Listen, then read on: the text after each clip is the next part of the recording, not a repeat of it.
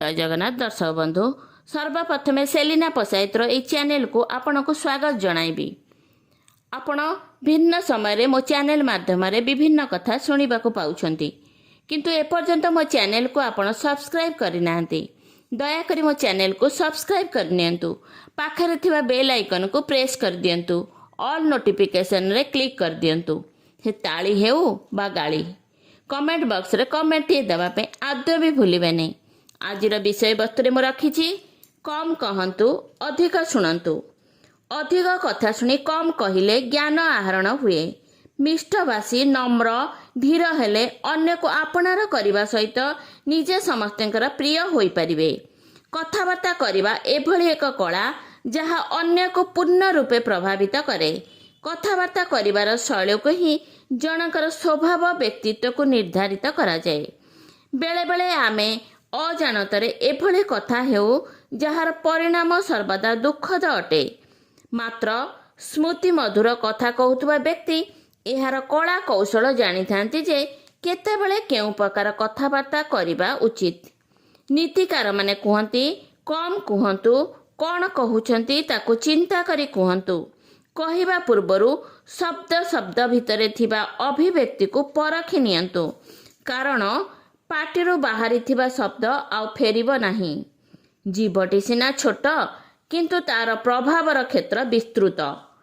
केही जने महापुरुष कहिथिले जदि मु किछि कहूछि तेबे मु शब्दर अधीन होई जाउछि, जदि किछि न कहूछि तेबे शब्द मोर अधीन होई जाउछि।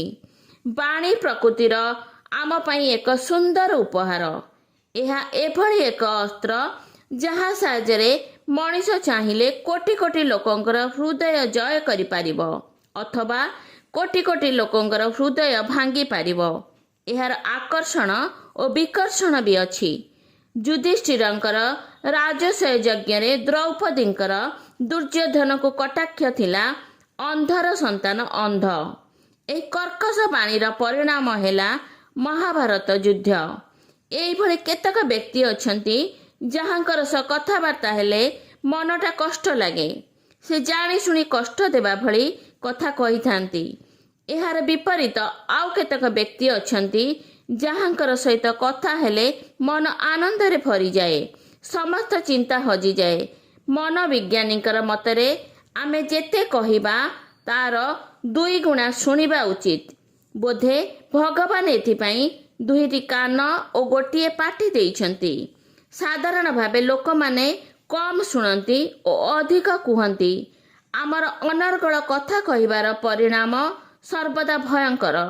कथबार्ता भितरे अजथा प्रत्यारोप आरोप करी उभय उभय निजको ठीक बोली साब्यस्त करिवार प्रयास करिथांती। एथिरे संपर्कर मधुरता चली जाए, उभय उभय को कष्ट देइथांती। यह सत्य कि निजर मनोभाव को व्यक्त करिबा पई आपणकर पाटिरे आवश्यकता रही, किंतु मौन द्वारा परिभाषा भी कहूची कि कथा न कही भी भावना व्यक्त करा जाई पारे। मौनता भितरे शब्द अपेक्षा अधिक वाक शक्ति थाए।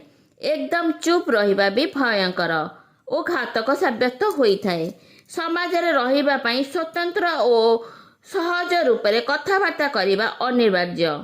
कम कथा कही अधिक रु अधिक भाव व्यक्त करने को चेष्टा करने उचित। मौनता कथबार्ता करिवार एक महान कला।